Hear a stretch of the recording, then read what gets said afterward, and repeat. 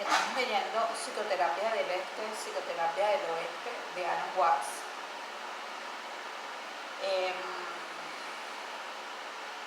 Ok, comenzamos con el prefacio. Psicoterapia del Este, Psicoterapia del Oeste.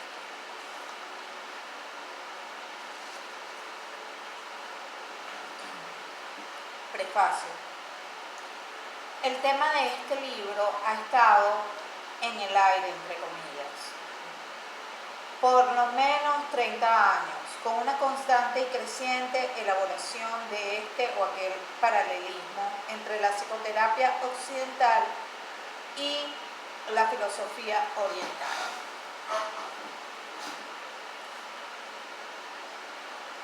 Pero hasta el momento nadie ha intentado determinar comprehensivamente un modelo básico común a los métodos y objetivos de la psicoterapia por un lado y las disciplinas del budismo, el Vedanta, el yoga y el taoísmo por el otro. Estas últimas no son, tal vez, psicoterapias en sentido estricto, pero el parentesco es suficiente para justificar la comparación.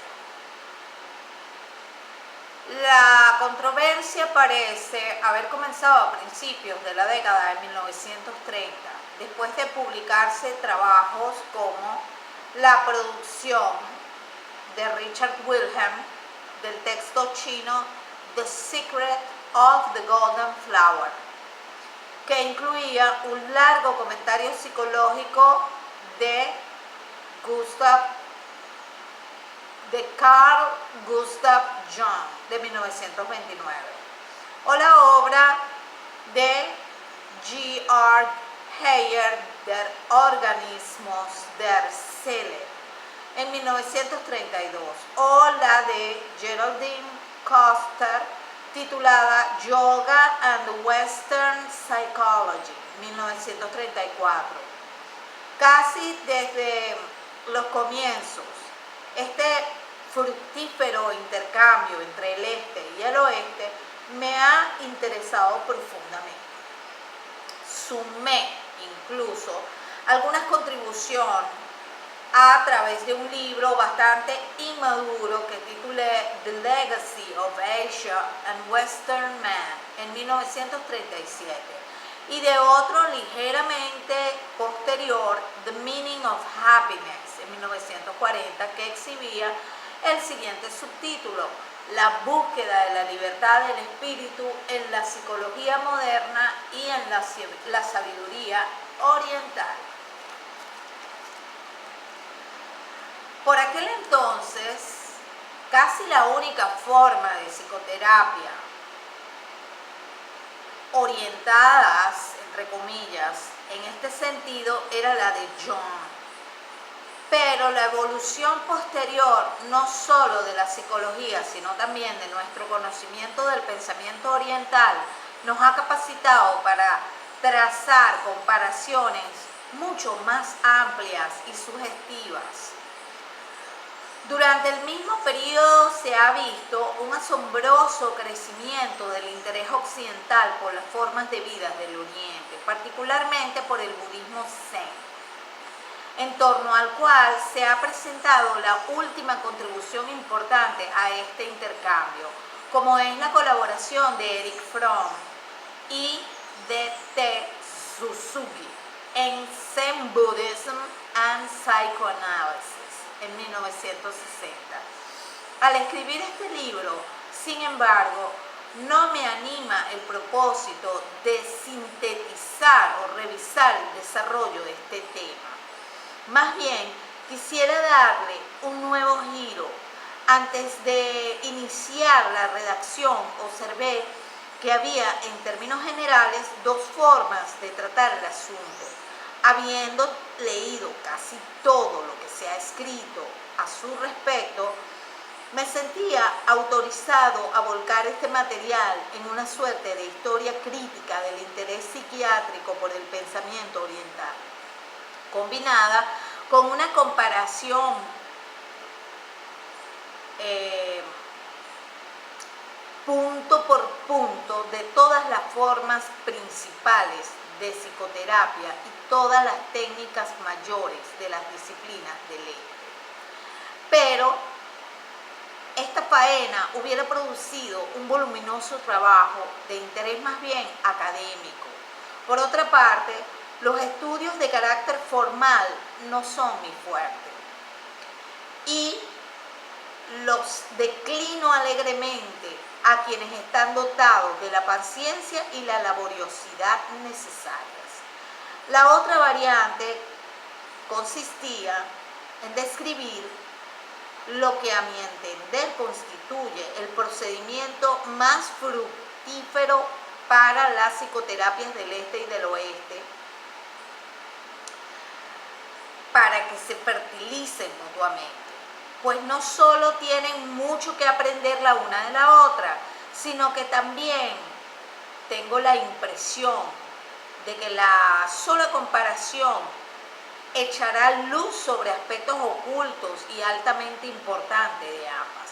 Es por esto que decidí escribir no un compendio de juiciosas conclusiones, sino un ensayo provocativo capaz de catapultar a ambos sectores hacia la discusión.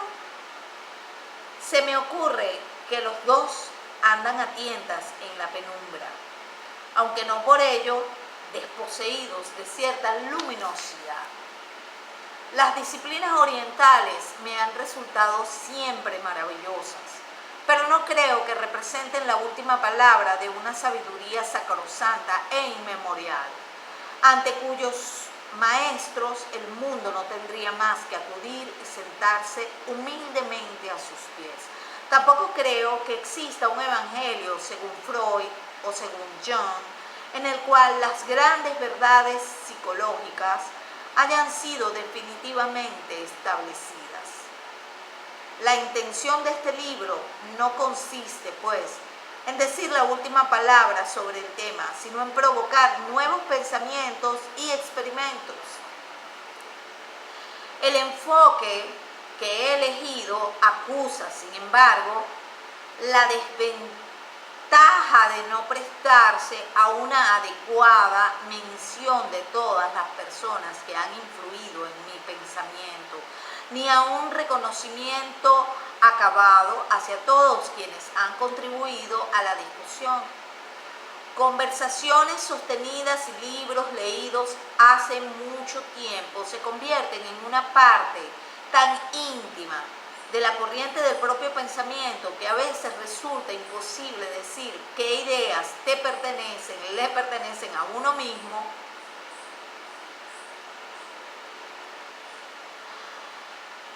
y cuáles ha cogido de otros.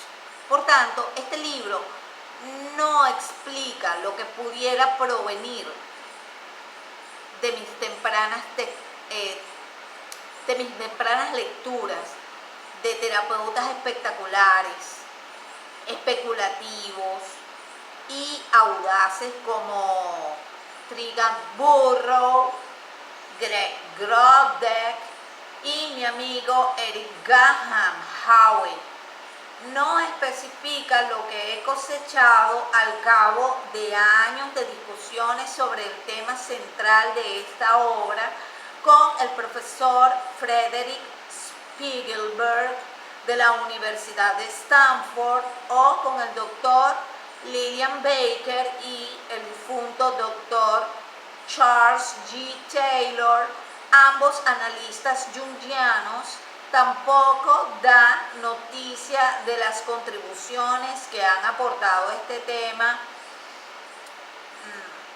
Medard Boss, Hubert Bennett, Henry Dix y Lily Abe en Europa, Shoma Morita, Takekisha Kora y Akihisa Kondo en Japón, o Karen Horney, Harold Relman, Joseph Campbell, Margaret Rioch y muchos otros en Estados Unidos. pero el lector reconocerá prestamente en la filosofía subyacente en esta obra que conceptúa al universo en términos orgánicos y transaccionales, una deuda mía hacia A.N. Whitcher, Joseph Needham, L.L. Whitey, A.F. Beckley y los psicólogos de la Gestalt. Quien haya frecuentado mis otros libros observará también la presencia de influencias más recientes. Estas las debo a quienes denominaré para distinguirlos de los neofreudianos como Horney y Fromm, metafreudianos. Se trata de Norman O. Brown y Herbert Marcuse. También resulta perceptible mi creciente respeto por la psicología de la comunicación de Gregory Bateson y sus acólitos, particularmente Jay Haley, lo que va de la mano con mi inclinación cada vez más acentuada a examinar estos asuntos con un lenguaje de carácter no ya metafísico, sino científico. Este lector perceptivo hallará asimismo que he subrayado preferentemente la conexión de las disciplinas orientales con formas de psicología, de filosofía social, interpersonal y comunicacional, en desmedro de aquellos o de aquellas que se concentran en el inconsciente y sus imágenes arquetípicas. Aún reconociendo que la tarea de este intercambio entre el Oriente y el Occidente ha recaído ampliamente sobre los hombros de quienes siguen la segunda corriente, no puedo ocultar mi impresión de que ésta se ha convertido en un lastre para el desarrollo de la psiquiatría occidental. Al margen de la deuda imperecedera en particular y la psicología profunda, al margen de la psicología imperecedera que hemos contraído con Freud.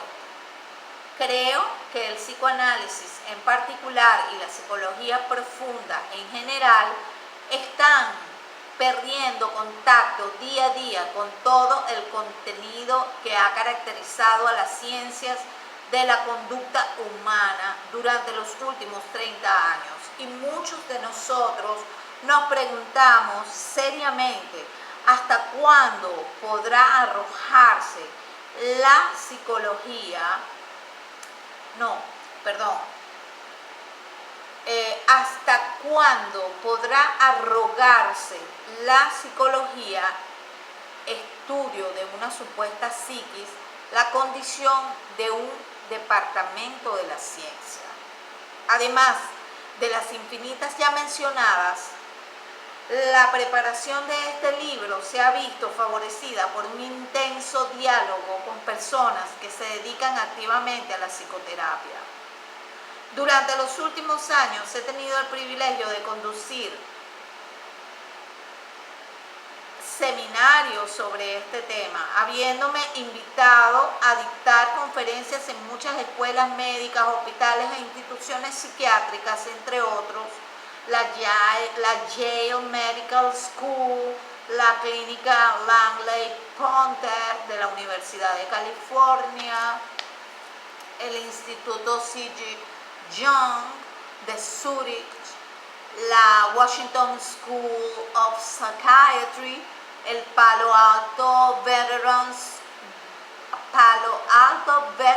Hospital, la Stanford Medical School y muchos hospitales psiquiátricos estatales Mucho agradezco a quienes me brindaron estas oportunidades. Alan W. Watts, San Francisco, 1960. Bueno, yo ni siquiera había nacido para esa época. Interesante. Seguimos.